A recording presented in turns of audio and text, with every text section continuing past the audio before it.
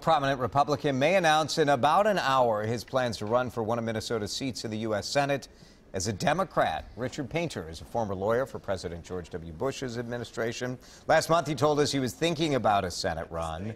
Now filings with the Federal Election Commission show he would run as a Democrat. Painter told WCCO over the weekend he was still thinking about it, and those election documents are correct. He told us, quote, "I'm still making my decision with my family, but if I run, this is the way I will go." He's planning an announcement at 10 this morning. Painter has become a fixture on some national cable news outlets, criticizing President Donald Trump and his administration. If he runs, it will be for the seat currently held by Senator Tina Smith. WCCO chief political reporter Pat Kessler joins us now. Pat, not that President Trump hasn't had his critics on both sides of the aisle, but is this a surprise to see someone who served under President Bush is going to be running as a Democrat? Yeah, and he says if he decides to do that. So a lot of drama here as we wait for the 10 o'clock hour to approach.